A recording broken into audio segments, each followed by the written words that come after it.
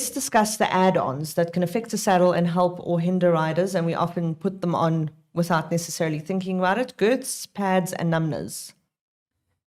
I have a thing about girths. You started that with a bit of PC. You were like,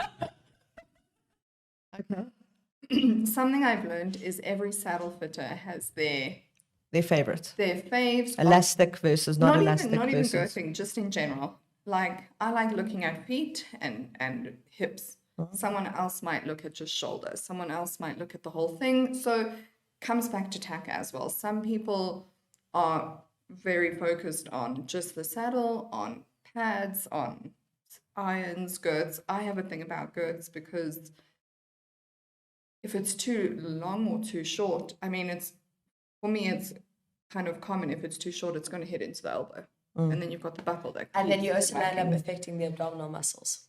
Okay. So Charles Christie actually did ask this earlier on this week, where for a dressage girth specifically versus a jumping girth is the ideal place for it to sit. Dressage is wide as part of the thorax. Correct. Okay. And you also go find a bumblebee and play with it. Yeah.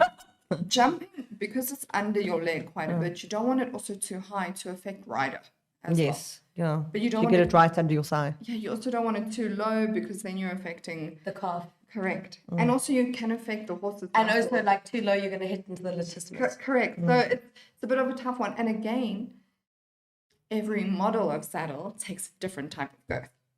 Okay. So some have shorter billets, some have longer billets. Maybe you get a jumping saddle. Maybe you put a fluffy pad on. that is an eventing saddle that has dressage.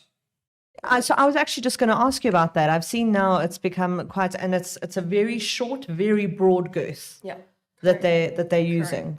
So the broadness is designed across the pectoral muscles that to relieve pressure. Okay. And there are many girths out there. I mean, I know there's a donut girth. I know there's wavy girths. There's not wavy girths, elastic. I personally like either both elastic or both nothing on either side. I come back to wearing a bra. If I wear a bra, I mean, that's the great correlation. It's a wonderful correlation. I don't want one side. There is a man blushing at one that side elasticated. I'm just going to tell you. Can I turn the camera around quickly?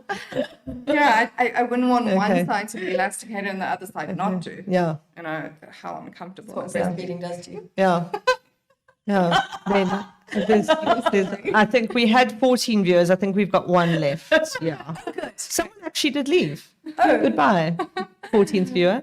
Okay, so girths, and again, so it depends on the biomechanics of the horse, the rider, the saddle, and it's great to have so many options, but it's about finding the option that will work with combination, horse, saddle, combo. With an ideal fitting saddle, what kind of numnah should people be using underneath that? Because I see you get a lot of these beautiful, and they look lovely, these padded numnahs. And I don't know if you've ever been hiking with a too thick sock on. It'll ruin your life. It's horrible. Okay? It'll ruin everyone else's life because you'll make it ruin their life. I don't know. Like, what was wrong with Choose better boyfriends. Right, okay. Okay. So numnahs, like what should people, if your saddle fits? Personal preference. Might be agreeing with you. I like natural material. Correct.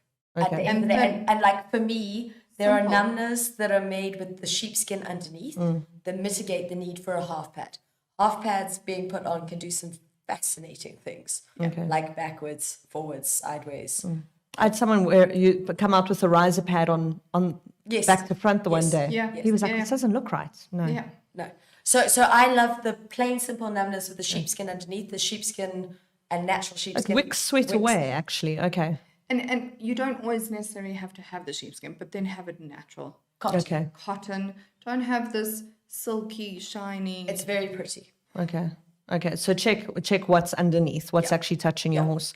And a big one on numnahs is the shape of the top. It should look like the shape of a horse. It should look like the shape of a horse. It should have a high width. If you have, and you know you have a high wither, you should have a high wither numnah. Or if you're going to go for all the pads and the gadget, high wither. Because if it's straight, you're just going to have the pull down. Compression. And then your saddle is going to cause issues, and you just have other issues because of a numnah.